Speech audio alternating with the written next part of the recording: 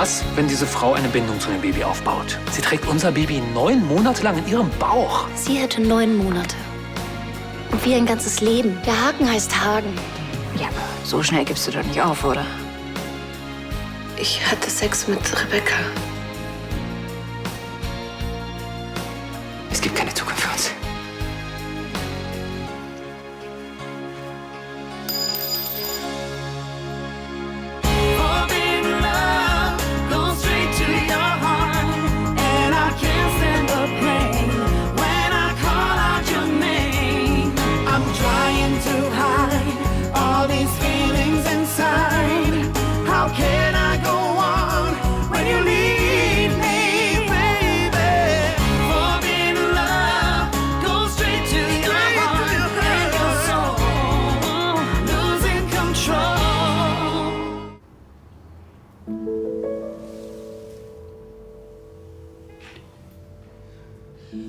Ich habe dir die Wahrheit nicht gesagt, um dir weh zu tun, sondern dass wir noch eine Chance haben. Bitte. Bitte lass es mich wieder gut machen. Du belügst mich, du betrügst mich, du hintergehst mich mit meiner eigenen Schwester. Und jetzt glaubst du, du kannst einfach alles wieder gut machen? Nein, so ist es gar nicht. Ich liebe dich. Weißt du, was ich glaube? Dass du mich gebraucht hast, um von Hagen loszukommen, als es dir beschissen ging. Und jetzt ist dein Ego wieder intakt und jetzt steht dein Sinn nach irgendwelchen bizarren Abenteuern. So ist es nicht. Und das weißt du auch. Raus mit dir. Ich liebe dich. Da ist die Tür.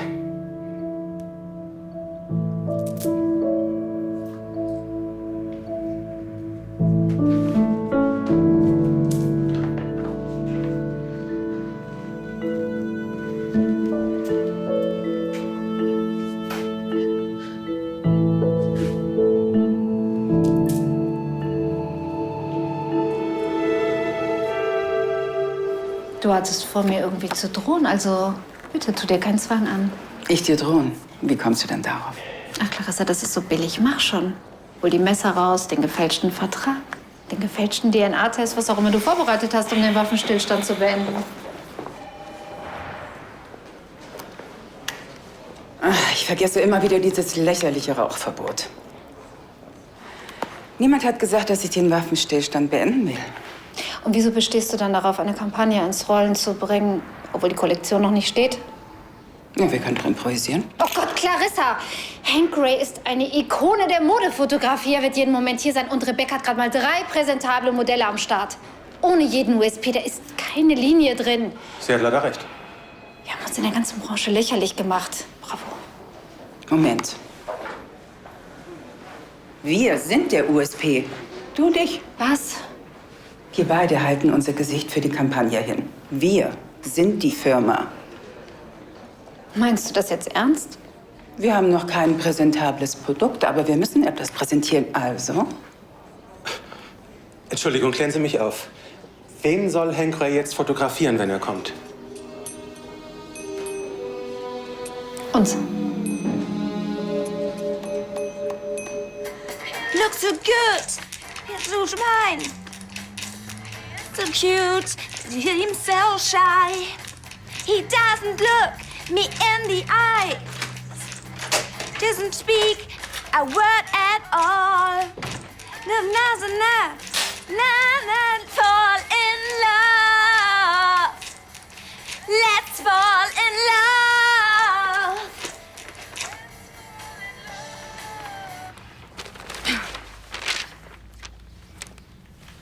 Da scheint ja was Interessantes drin zu sein, hm? Auch das. Das sind nur ganz normale Rechnungen und...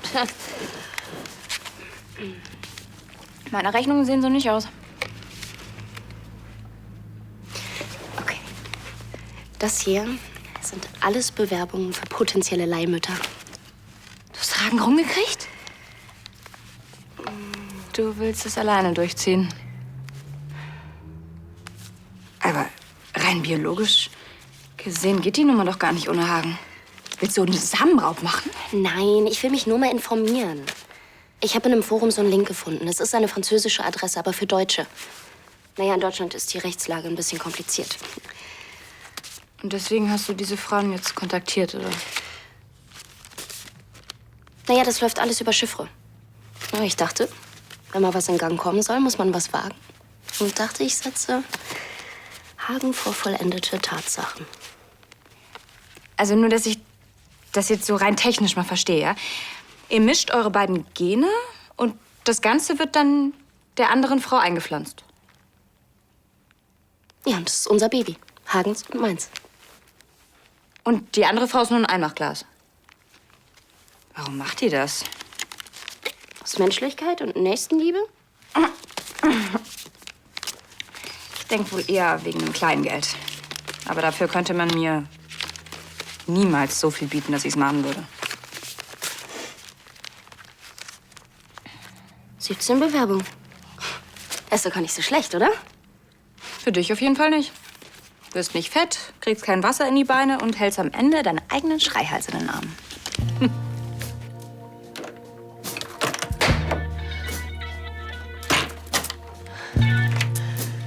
Tristan, hallo.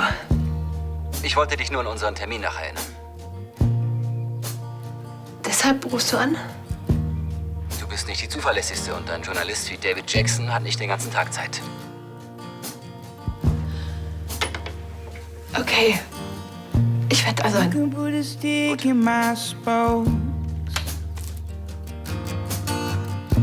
Was war das denn? Ein Gespräch zwischen Manager und Künstlerin. Erst drehst du total durch, ich lass alles stehen und liegen und jetzt machst du einen auf Geschäftsmann? Soll ich mich lieber mit einem Crackpfeifchen ins Bett legen? Ich will doch nur sagen, du musst doch jetzt nicht auf eiskalt umschalten, um Marlene zu bestrafen.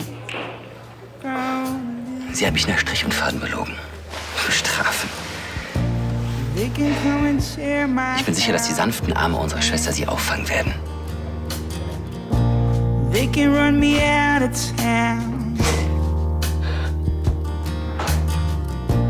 They can tie me up, call me a clown, but I ain't gonna lose. Du ziehst aus? No, I ain't. Tristan, er hat sich von mir getrennt. Was? Aber wieso?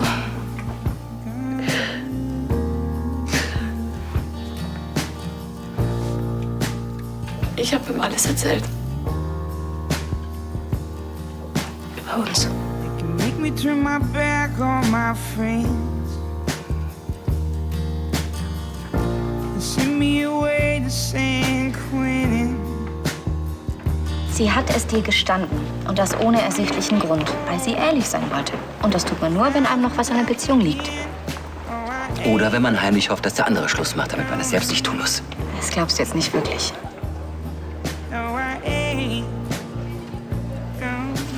Weißt du, als sie mir gesagt hat, dass sie Gefühle für Rebecca hat, das war schon ziemlich heftig. Aber ich habe trotzdem immer noch gedacht, dass wir das irgendwie hinkriegen können. Und das glaubst du jetzt nicht mehr? Die letzte Nummer war eine zu viel.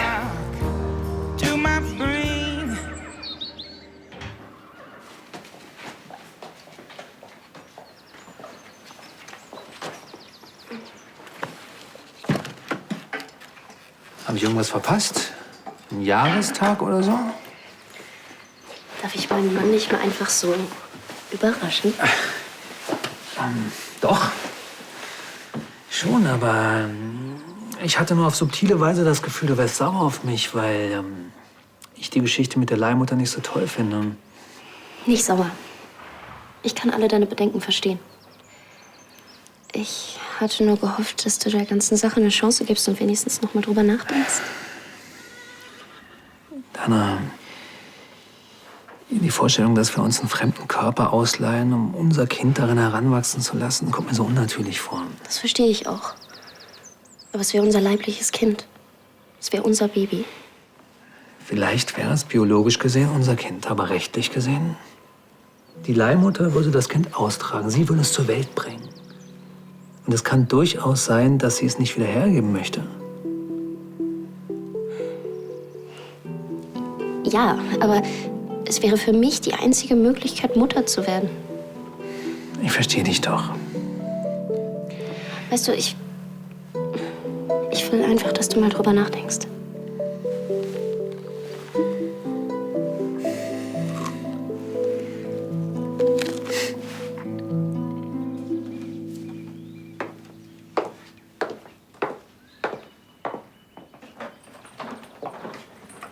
Warum hast du es ihm denn überhaupt gesagt?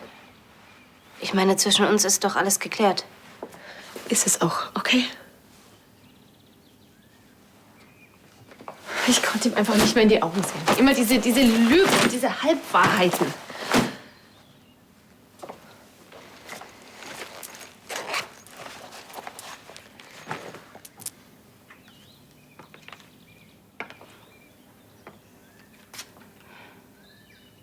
Sein Verlobungsring. Er weiß doch auch, dass wir beide zusammengehören. Alles andere ist doch völlig unbedeutend. Unbedeutend. Verstehe. Entschuldige, so war das wirklich nicht gemeint. Schon gut. Er hat mich vorhin angerufen, weißt du, um mich an einen gemeinsamen Termin zu erinnern. Ich meine, das heißt doch, dass er mich nicht ganz aus seinem Leben streichen will, oder? Ich hoffe, er kann dir verzeihen. Und mir auch.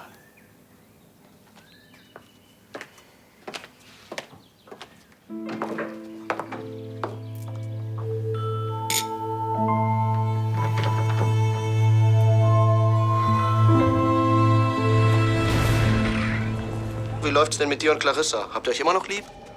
Ja, wir haben sogar nachher ein Fotoshooting zusammen. Jemand wird Tschüss sagen und wir beide werden nett lächeln. Wow. Sebastian, ich muss weitermachen, ja? Pass auf dich auf. Mach ich. So gut verstehst du dich also mit Clarissa? Und Sebastian glaubt dir den Schwachsinn auch noch? Also egal, was sie ihm in der Reha geben, es wirkt. Ach, Ansgar, schließ doch nicht von dir auf andere, nur weil du dich nicht weiterentwickelst. Ich? Die Speerspitze der Evolution? Ansgar, Neandertaler bleibt ein Neandertaler, egal wie oft er sich den Rücken rasiert. Was wird das? Ich dachte, ich lese mal in deinem zarten Händchen, was dir die Zukunft so bringt. Was willst du? Ich will dir einen Gefallen tun. Ich will Clarissa auf der Müllhalde der LCL-Geschichte entsorgen. Wenn ich das gewollt hätte, säße sie längst wegen Beweismittelunterschlagung im Knast. Du warst ein bisschen irritiert vielleicht durch deine Sorge um die Entführung von Sebastian. Das rechne ich dir an. Aber jetzt bitte, Tanja, sei einfach wieder du selbst. Nur mal Interesse halber. Wie genau wäre denn dein Plan? Ich könnte beispielsweise dem lieben Onkel Ludwig erzählen, dass sein Lieblingssohn von Clarissa entführt wurde, weil sie ihm die Leber rausschnippeln wollte. Dann wäre der ganze Spuk schneller zu Ende, als du, alleinige Geschäftsführerin, sagen kannst. Denk drüber nach.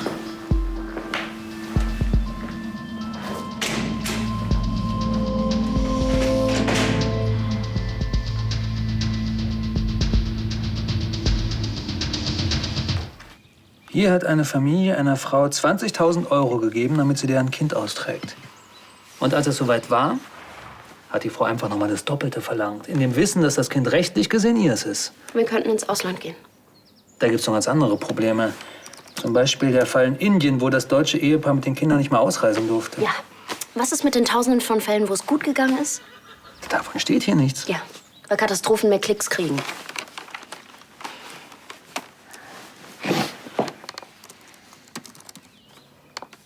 Hier. Hier kommen Familien zu Wort, die es ohne Leihmütter gar nicht geben würde. Und hier. Hier sprechen Leihmütter darüber, wie diese Erfahrung ihr Leben bereichert hat. Weißt du, du kannst nicht mal davon ausgehen, dass sie es nur des Geldes wegen tun. Du kennst dich ja ziemlich gut aus. Ja. Mir ist die Sache nicht mehr aus dem Kopf gegangen und da habe ich halt mal geguckt. Hättest du mir das vielleicht mal sagen können, anstatt mich hier auflaufen zu lassen? Ich dachte, ich lasse dich von selbst drauf kommen. Das ist Manipulation. Liegt bei uns in den Genen. Das machen Ehefrauen schon seit Jahrtausenden so. Naja, wenigstens hast du nicht schon hinter meinem Rücken damit angefangen, nach dem passenden Kandidaten Ausschau zu halten.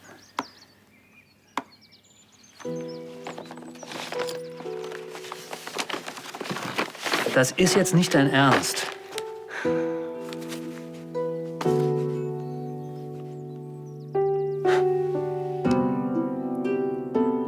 Ich hoffe, es ist alles in Ordnung mit deinem Sohn. Hannes, nicht wahr? Ja, alles bestens. Wieso fragst du? Ansgar war bei dir. Ihr habt so besorgt ausgesehen. Die Eltern eben. Ich spüre, dass es dir ein bisschen schwerfällt, mir zu vertrauen. Hm? Aber das wird schon.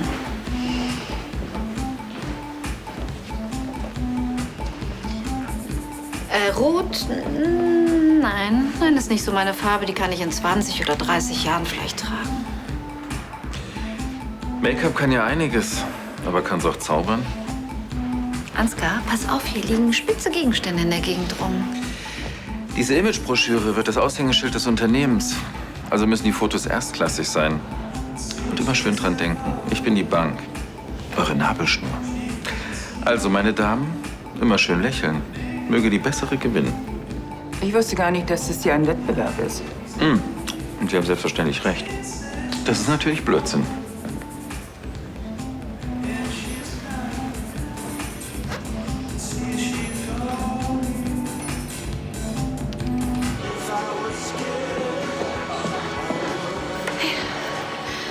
Ist David schon da? Siehst du ihn irgendwo? Danke, dass du mich noch mal erinnert hast. Ich hätte den Termin sonst wirklich vergessen. Kommt dir häufiger vor, dass du Sachen vergisst. Tristan, ich habe einen riesengroßen Fehler gemacht. Und es tut mir aufrichtig leid. Bitte, lass uns in Ruhe darüber reden. Für mich ist, was das betrifft, alles geklärt. Es sei denn natürlich, du willst über das Musical reden.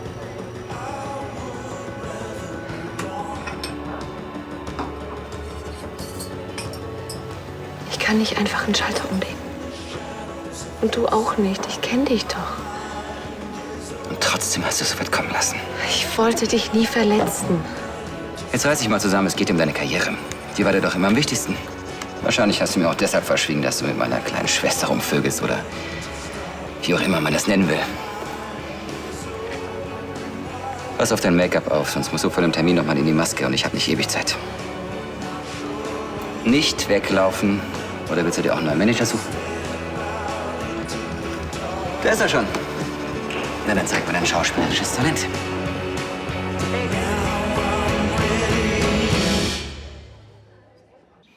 Das war eine Chiffre-Anzeige auf einer Seite, wo sich nur Gleichgesinnte austauschen. Bitte, Hagen, das sind 17 Bewerbungen. Die werden ja wohl nicht alle von Betrügern kommen. Aber von Leuten, die auf das Geld aus sind. Also sag schon, wie viel hast du geboten? 40.000. Wunder, dass es nicht mehr Briefe sind. Hagen, bitte, ich war komplett verzweifelt. Also, du kannst jederzeit Kinder kriegen, aber für mich gibt's nur diese eine Möglichkeit. Dana. Hagen, das ist die einzige Chance, ein eigenes Kind zu bekommen. Ein Kind, was vielleicht so gut aussieht wie du. Und so stur ist wie ich. Bitte, Hagen, ich wünsche mir nichts mehr als ein Kind mit dir. Und dafür würde ich so ziemlich alles tun. Es tut mir leid, dass es so schwerfällig ist. Komm, lass uns einfach diese Briefe zusammen durchlesen. Und wenn da nur eine Frau ist, die uns interessiert, dann lernen wir sie kennen. Ganz unverbindlich. Hagen, bitte.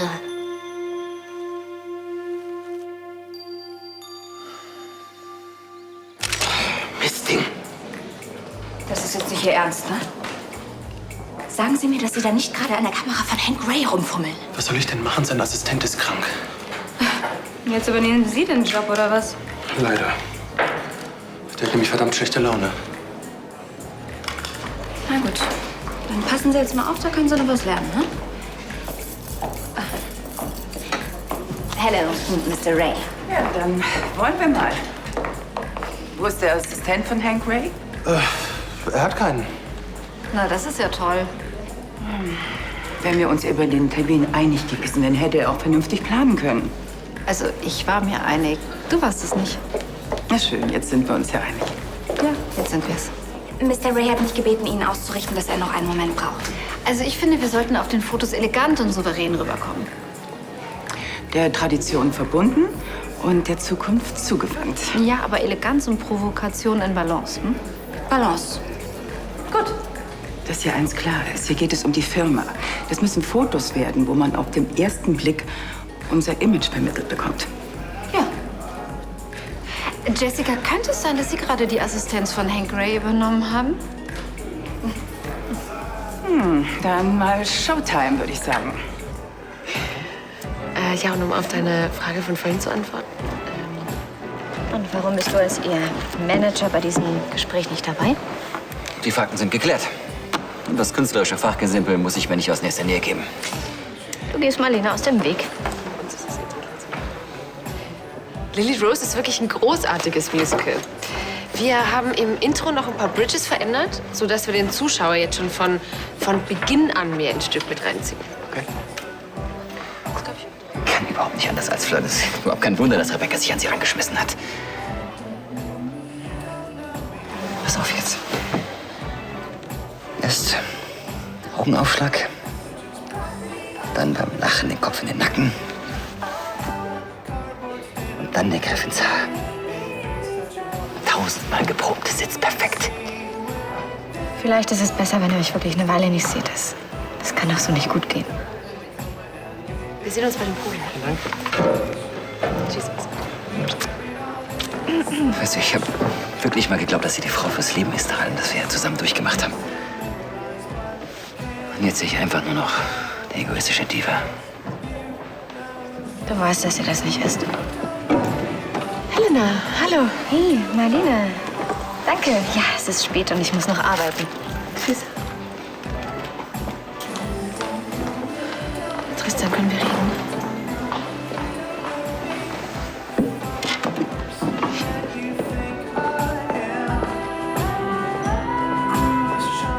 Ja, dann schön, dass Sie es so schnell einrichten können. Ja, wir freuen uns auch. Dann bis später. Tschüss. Die klingt total nett. Ist auch hier aus der Umgebung. Das wäre doch sowieso am besten. Wenn das mal kein Fehler war.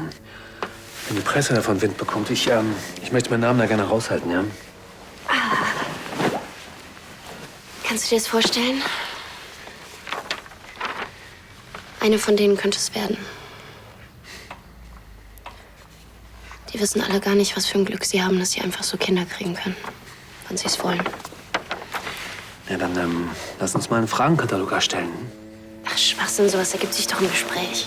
Aber wenn wir das schon machen, dann richtig. Okay.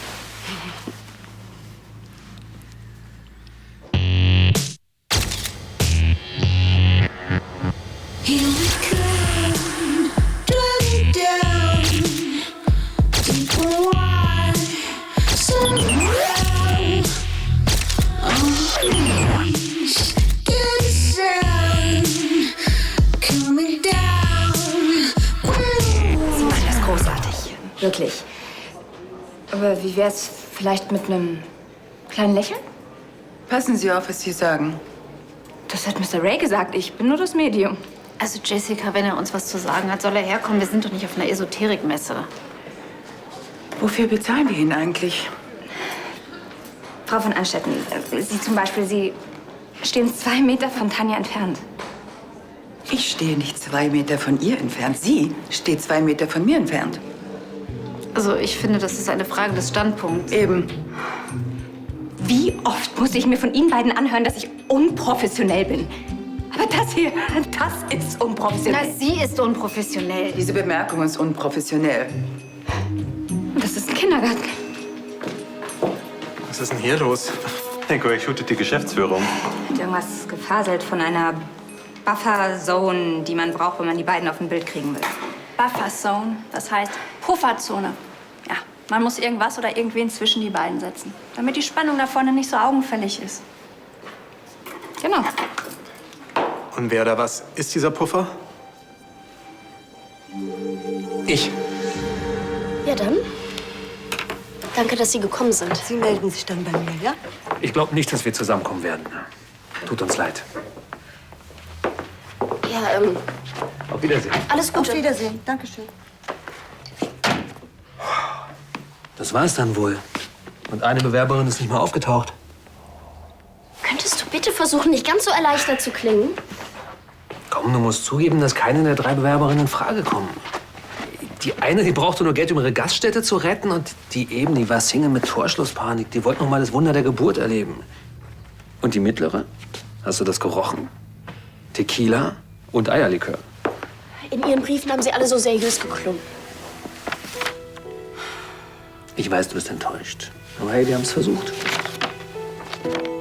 Jetzt können wir das Thema abhaken und uns mal in Ruhe um eine Adoption kümmern.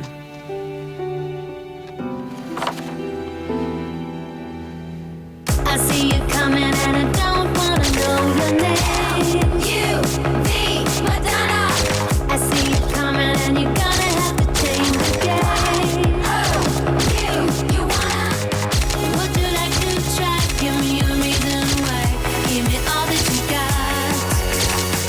Maybe you'll do fine as long as you don't lie to me and pretend to be what you're not.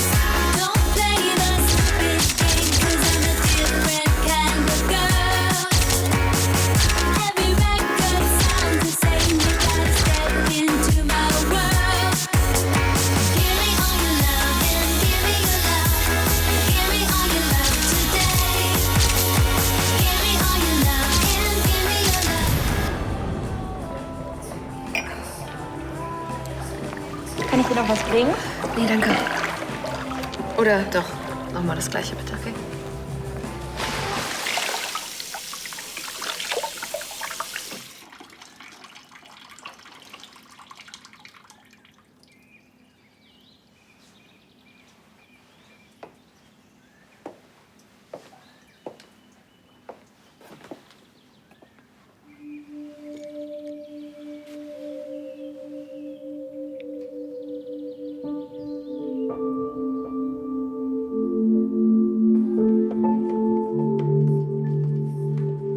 Erst gehen wir eine Runde schwimmen und dann lade ich dich zum Essen ein und dann...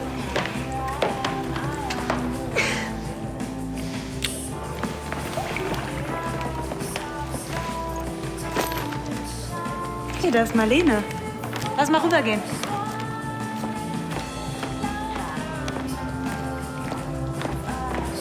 Hey, Marlene. Ach, Champagner? Gibt's was zu feiern? Ich bin da ganz Napoleons Meinung. Nach dem Sieg hast du ihn verdient. Nach der Niederlage brauchst du ihn. Ja, dann sage ich mal Chin Chin. Viel Spaß euch beiden. Mach's gut.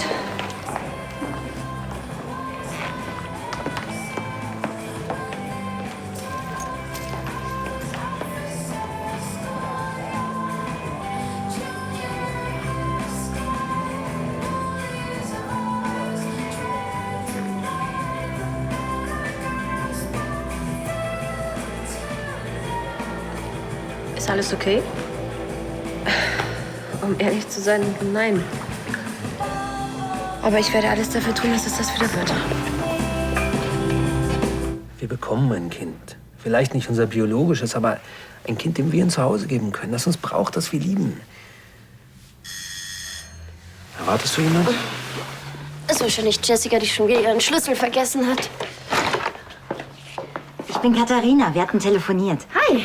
Tut mir leid, ich bin ein bisschen spät dran. Es tut uns wirklich leid, dass Sie vergeblich gekommen sind. Kommen Sie doch erst mal rein. Kommen Sie rein. Setzen Sie sich. Hier bitte.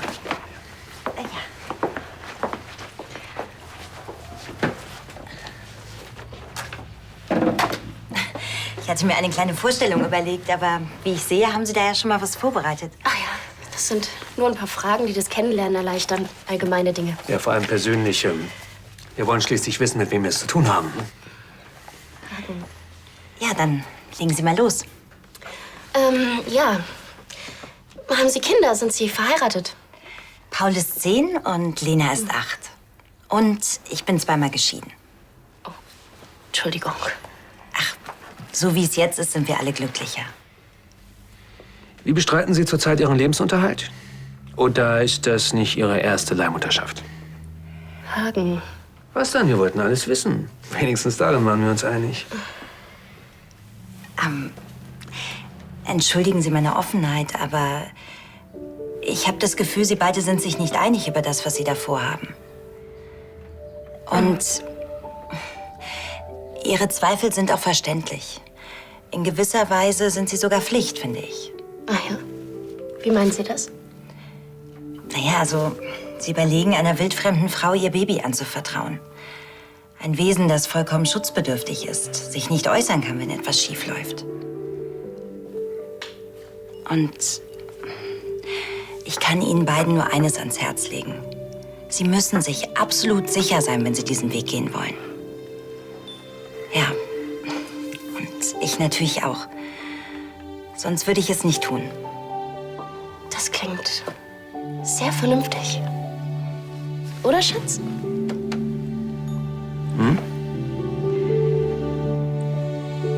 Wow, die sind ja alle auf dem Punkt. Es ist die Nummer 12. Es war zwar das ungewöhnlichste Shooting meines Lebens, aber die Ergebnisse Sind super. Jessica, sagen Sie den Layoutern, dass wir uns für Bild 12 entschieden haben, ja? Können Sie sich das merken? Wer hätte gedacht, dass ich das mal sage, aber das hat Spaß gemacht. Finde ich auch. Ich setze dich mal sofort an den Text und dann kann die Broschüre bis Ende der Woche in Druck gehen. Tanja, kann ich dich mal kurz sprechen? Ja, das kannst du, aber ich find's ganz schön, wenn Clarissa dabei ist. Bei was dabei ist? Ansgar, ich werde deinen Vorschlag nicht annehmen und Clarissa abschießen. Auch wenn dein Angebot verlockend ist. Ja, wo wir jetzt schon alle mal diese beeindruckende Offenheit an den Tag legen. Dürfte ich dann noch wissen, warum? Weißt du, ich glaube, wenn Clarissa und ich es schaffen, Spielregeln für unsere Zusammenarbeit zu erschaffen, dann können wir richtig erfolgreich sein. Sehe ich auch so. Oh. Na, wie schön. Und was verdammt nochmal bringt euch auf diese schwachsinnige Idee? Sie selbst.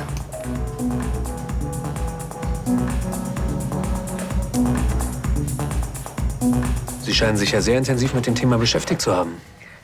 Was wir sehr beruhigend finden. Nicht wahr? Ich verstehe es nicht ganz. Was motiviert Sie, sich als Leihmutter zu bewerben? Kinder sind mein Leben. Wenn ich mir vorstelle, ich hätte auf dieses Glück verzichten müssen, danke. Es würde mich freuen, wenn ich einem anderen Paar behilflich sein kann. Ihnen beiden zum Beispiel. Sie nehmen also aus reiner Menschenfreundlichkeit die Strapazen einer Geburt auf sich, wohl wissend, dass Sie das Kind nach der Geburt wieder abgeben müssen? Das sind keine Strapazen für mich. Meine beiden Schwangerschaften waren schön und unkompliziert. Und für mich gibt es nichts Erfüllenderes, als Mutter zu sein. Ach, und dann glauben Sie, Sie könnten das Kind wieder hergeben? Nach 9 Monaten Schwangerschaft?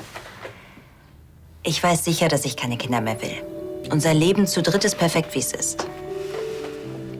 Und das Geld ist Ihnen gar nicht wichtig? Naja, das Geld käme natürlich auch sehr gelegen. Ja.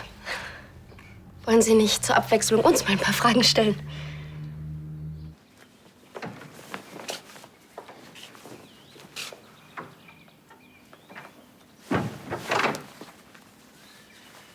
Falls du mir noch mal erklären willst, wie leid es dir tut, das kannst du dir sparen. Ich war nicht ehrlich zu dir. Verdammt, ich habe dich doch nicht absichtlich angelogen. Ich war einfach so verwirrt. Das kommt mir irgendwie bekannt vor. Warte mal, ist das nicht aus diesem Musical Lily Rose? Tristan, ich liebe dich. Und das werde ich dir beweisen, weil ich weiß, dass wir zusammengehören. Tja, ich muss dich leider enttäuschen. Hier bist du bestimmt fündig.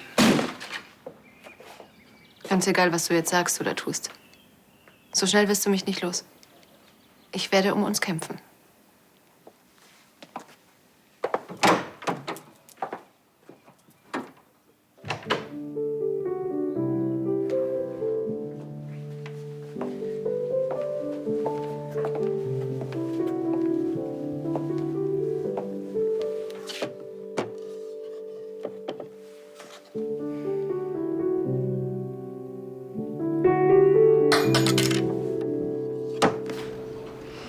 So wie ich das auf die Schnelle beurteilen kann, sieht das alles ganz vernünftig aus.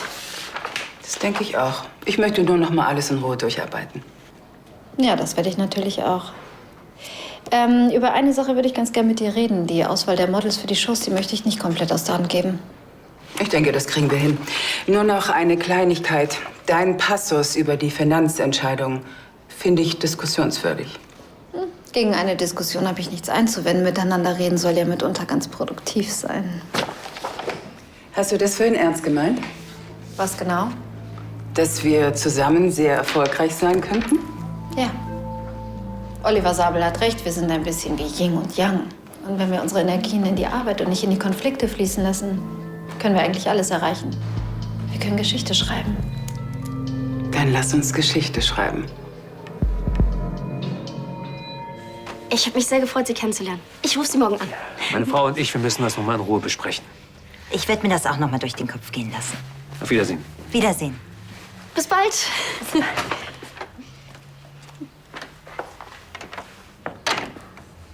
Sie ist es. Wir haben sie. Hagen, was ist denn jetzt schon wieder?